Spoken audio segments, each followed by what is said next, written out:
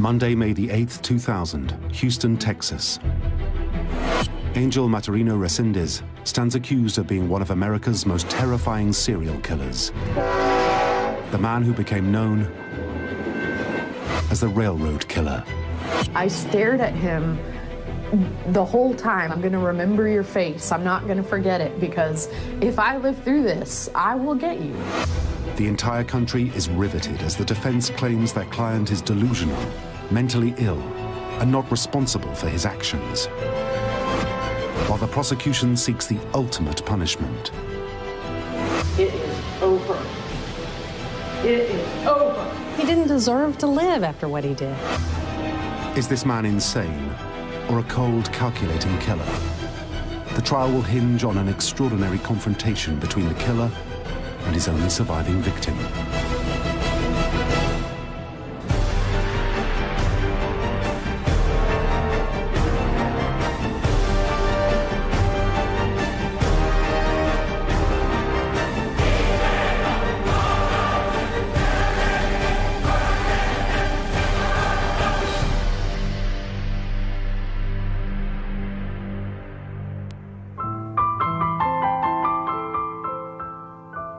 Twenty-year-old Holly Dunn is a junior at the University of Kentucky, living away from home for the first time. It's here she meets Chris Meyer. Chris Meyer was my very good friend. He was just the nicest, kindest man. We decided that we wanted to be more than friends, and we started dating, and we dated for about 3 months. Chris and I were attending a party. We decided that the party wasn't very fun, so we went to go take a walk by the railroad tracks.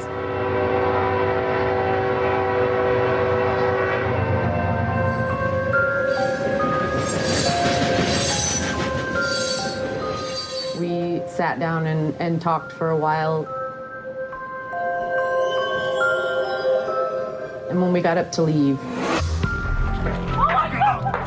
a man comes out from behind an electrical box. He actually had a weapon on Chris. It was some sort of ice pick or screwdriver or something sharp. I guess our immediate thought was he's going to rob us. That's when we realized he wants money. We start thinking, okay, well, you could have our credit cards, you can have our ATM cards, you could have our car. Then he started tying up Chris's hands behind his back. He came over to me and he took off my belt and he tied up my hands behind my back. And that's when I start thinking, okay, this man doesn't want to rob us. He takes Chris by the shirt and he pulls Chris. I can see it on Chris's face that he's in pain as he's pulling him across the rocks into the ditch beside the railroad tracks. I followed on my knees. He told us to lie down in the ditch.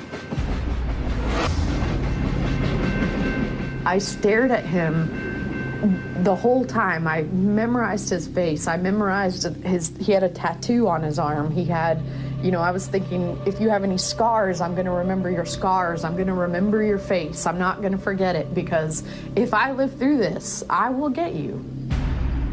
The last thing that Chris said to me was, everything's gonna be okay.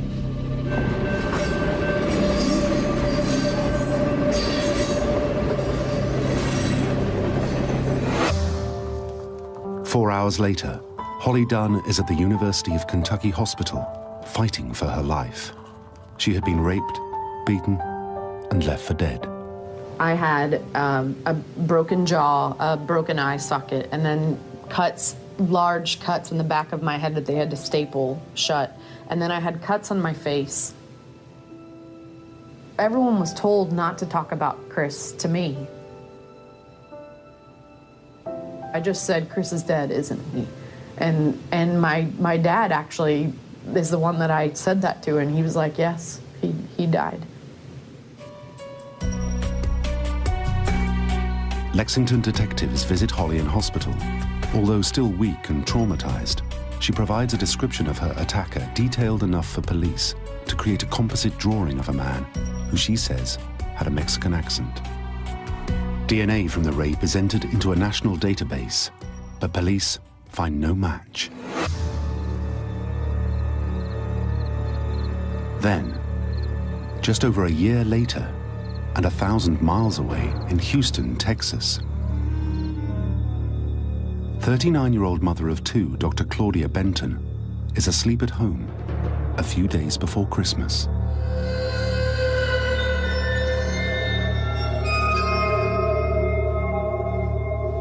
It appears that she was sleeping. He was able to get in. He had picked up a bronze statuette from the mantle in the living room.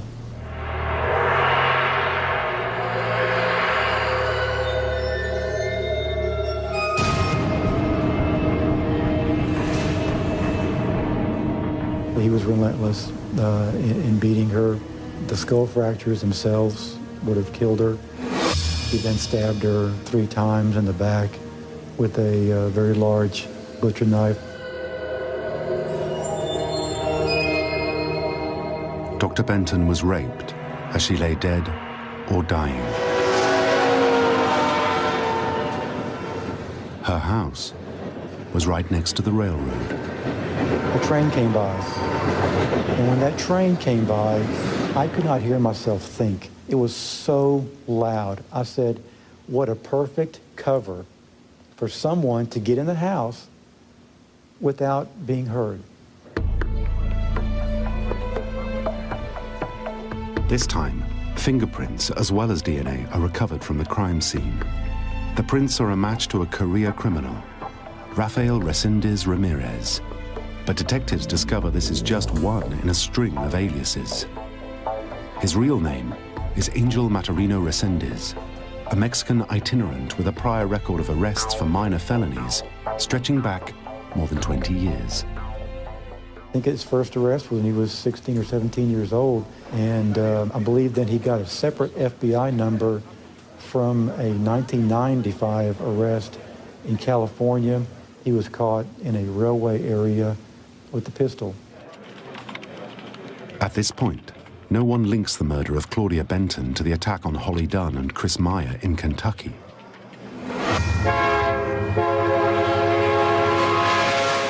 Then, a few months later, there's another murder in the small railway town of Weimar, Texas, 90 miles from Houston. The bodies of Pastor Norman Cernick and his wife Karen are found in their bed. They had been attacked with a sledgehammer while they slept. Karen had been sexually assaulted. Assigned to the case is Harris County Prosecutor Devin Anderson. He watched these places. It wasn't an accident that all of these people were asleep when he attacked. He would watch them, wait for them to go to sleep, get into their house, and he would strike them before they would even wake up.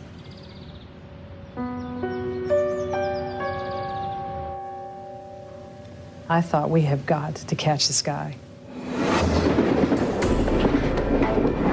Norman and Karen Cernick, like Claudia Benton, live right next to the railroad. Detectives don't think it's a coincidence. They contact other police forces searching for similar crimes, and soon hear from Kentucky police. The DNA from the attack on Holly Dunn and Chris Meyer matches that from the Texas murders. This is a crucial breakthrough. With 4 murders in 2 states, the authorities realize they're dealing with a highly mobile serial killer. That's when we knew that this was a person who had been killing and was going to continue to kill. With matching DNA, fingerprints, and Holly Dunn's description of her attacker, police are confident Reséndiz is their man. Real dangerous. Very dangerous, a real violent person. We need to get him off the streets. The FBI, Texas Rangers, and Texas State Police join forces in the hunt. They suspect Reséndiz is traveling from one brutal killing to the next by rail, stowing away on freight trains to escape detection. He could be anywhere. He could be in Canada. Definitely easily back in Mexico. and we just had no clue whatsoever. There were officers on horseback, helicopters in the air, and just searched the yards, looking at all the trains passing by. If there were people spotted on trains, the trains would be stopped. It's a search made even more difficult because Reséndiz constantly alters his appearance. Everybody was scared. People were seeing him everywhere. Then, just a month after the Cernics were found murdered, two people 90 miles apart are killed on the same day. In her Houston apartment close to the railroad tracks, Naomi Dominguez is found brutally bludgeoned to death with a pickaxe. Her killer steals her car, drives to Weimar, and kills 73-year-old Josephine Konvichka with the same weapon. He kept killing people. He would not stop. And his mode of transportation, using the railroads, was brilliant because they couldn't be monitored. I mean, there's thousands of trains and millions of miles of tracks all over the United States. Just a few days later, and 1,000 miles away in Illinois, he kills again. We're here today to announce that Rafael Reséndiz Ramirez has been elevated to the FBI's 10 most wanted list. It's now 2 years since the first murder. Authorities still have no idea where Reséndiz is, or even if he's still in the country. I felt so hopeless at the time, because if you're willing to sleep in a train and you're willing to sleep in a field, or you can stay lost for a long time, and I did not think we were ever going to catch him. But then, in June 1999, there's a dramatic breakthrough. Detectives discover Reséndiz has a sister in the US and persuade her to try to get him to turn himself in. Incredibly, after agreeing to a deal that includes family visiting rights and access to a psychological evaluation, on July the 13th, Reséndiz walks across a bridge linking Mexico with Texas and into custody. The surrender was voluntary, and it's something that he did on his own, and it was also the wishes of his family. I have never felt such relief in my entire life, and I probably never will again. Just thank God.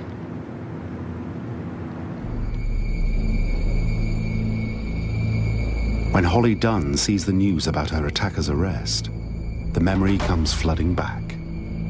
I mean, it was a relief for me, but I was still very scared. I didn't know. This really meant, I think, when he surrendered, that I knew that I was going to face him again. At the time of his arrest, Reséndiz is linked to 6 murders in Texas, 2 in Illinois, and 1 in Kentucky.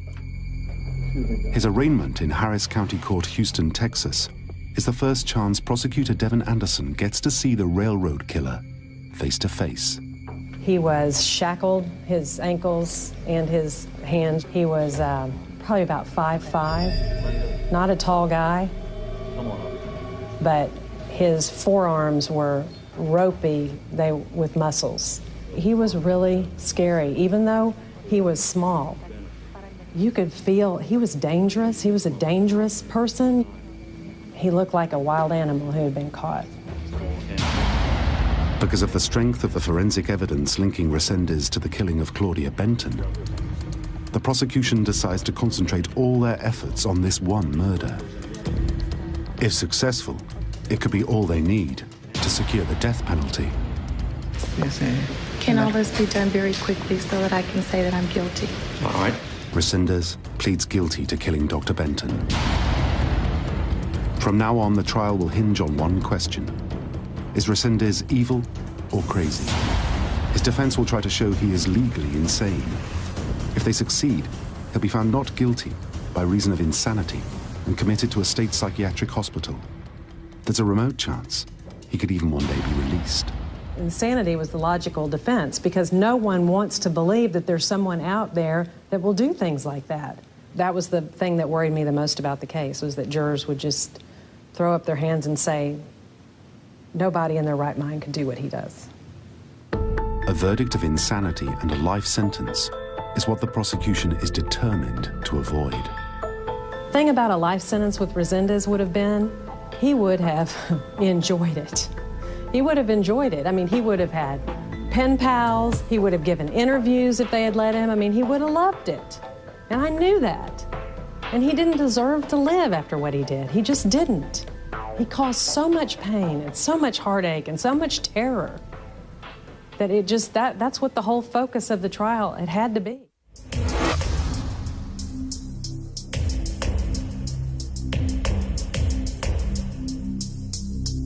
The defense lays out their case, painting a picture of a madman. Their psychiatrists say Reséndiz has paranoid schizophrenia resulting from head injuries, drug abuse, and a family history of mental illness.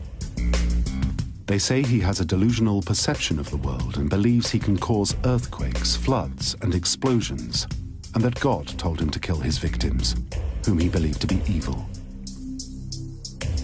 The defense experts based their opinion on what he told them about how he was feeling at the time of the capital murder. We, on the other hand, looked at it as what actions did he take that showed he knew what he was doing was wrong. When it's the prosecution's turn, they must produce evidence that Reséndiz wasn't insane, but a cold, calculating murderer. To do this, they pick apart every detail of his crimes. They show how he used the railroad so effectively to move around and evade capture. They suggest he stole items from his victims not to keep as bizarre trophies, but so that he could sell them. He made a living off stealing people's things and having his wife sell them in Mexico. That was his job. And then his recreation was killing the people who lived in the house. They present evidence of his meticulous methodology, how he carefully selected his victims, sneaking up on them when they were most vulnerable. After killing Naomi Dominguez and stealing her car and driving it up to Mrs. Konvichka's house, he undid the light in her car so when he opened the door, it wouldn't come on. That's who we were dealing with, someone who really knew how to sneak around, who really knew how to avoid detection. And the prosecution had one very enlightening witness. The best piece of evidence we had for his sanity was a prisoner from Florida who spent a lot of time with him in the law library researching the issue of insanity and helping other inmates raise that issue in their cases. So to me, it was like this when the defense experts would start talking. He was a very intelligent person who worked the system and knew exactly what kinds of things to say to get that defense to work.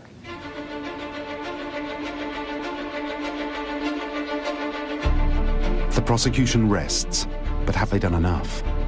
Will the jury find Reséndiz guilty of murdering Dr. Benton or not guilty by reason of insanity?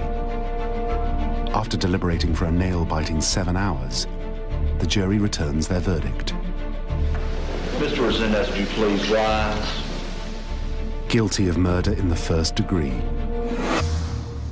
The guilty verdict was such a whew, because I thought now we can get to the real, what we really need to be here to talk about, which is what has happened to these victims, because everybody needs to know what he did. Now the prosecution can push for the death penalty. Devon Anderson will need to provide decisive evidence to prove Reséndiz committed each of the murders and show the jury the full horror of all his crimes. She displays a series of brutal crime scene photographs and presents testimony from the victims' families. Although the decision about the death penalty is supposed to be an analytical one and a cold one, I wanted them to hate him, to see what a monster he was. If you look at all of the evidence that you've heard in this case, he knows what he's doing, and he's making the choice to do it, and he won't stop. And we're not here to say he's a sick weirdo. He is sick. There is something wrong with him. But does it make him any less morally responsible? No. I wanted that jury to understand we have to take care of him today. It is over. It is over.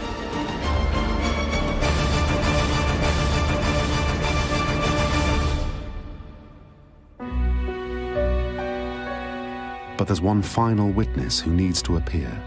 3 years after she was attacked, it's Holly Dunn's turn to testify as the only surviving victim. I was in the hotel in Houston with my family, and I woke up screaming and crying. I was so scared to face him again. I just didn't think that I could do it.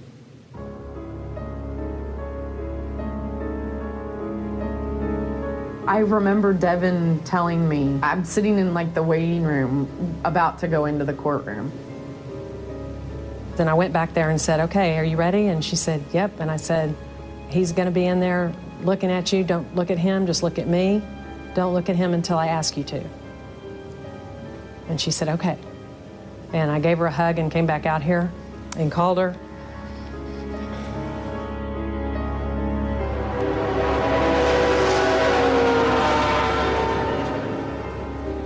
When I went into the courtroom, I sat down in the chair to testify. I did not look at him. I was looking straight at Devin. I remember the very first question that Devin asked me was something like, what did you do last weekend?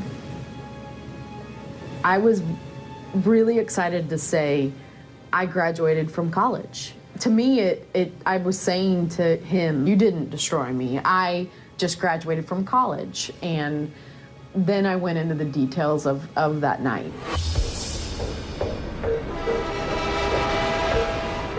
Holly begins to tell the jury the whole story of that night on the tracks. Chris had said, run if you can, and I couldn't get my legs untied, so I couldn't run. I don't know how much time passed between that time and when our attacker came with the rock. There was no warning. He drops this rock on Chris's head.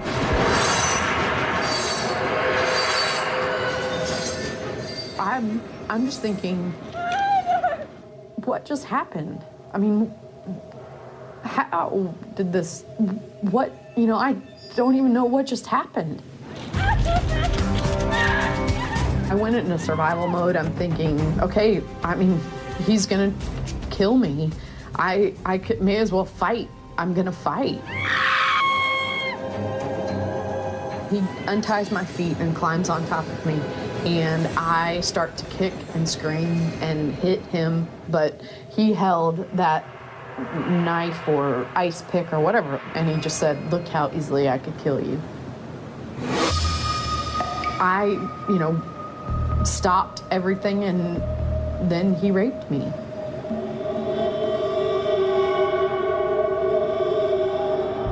And Reséndiz had no intention of leaving a witness. He hit me 5 or 6 times in my face. I think I put my hand up and then I turned over and then he hit me 5 or 6 times in the back of my head. He hit me hard. He was trying to kill me. I think I laid there and he thought I was dead.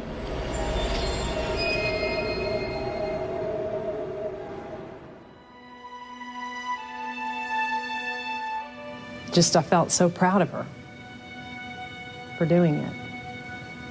And she cried. I mean, she was very, emotional, but she told it, she got it out. The jurors were crying, Devin was crying. Now prosecutor Devin Anderson prepares to ask her final question.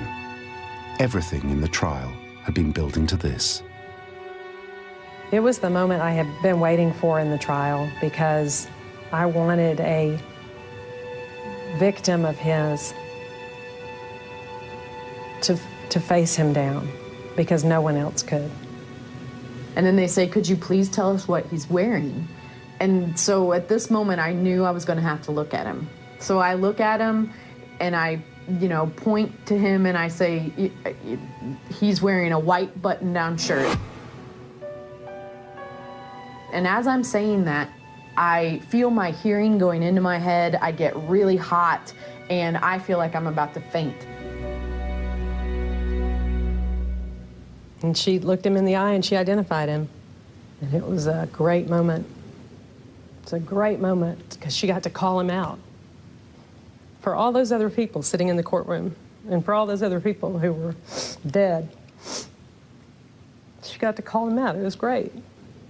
You know, I saw him and he had basically a emotionless face. I broke down at that point and they had to carry me out of the courtroom. I was so emotionally destroyed. I mean, I couldn't give any more than I gave during that trial.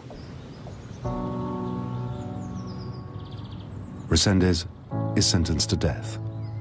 In 2006, when the last of his appeals is denied, he is executed by lethal injection.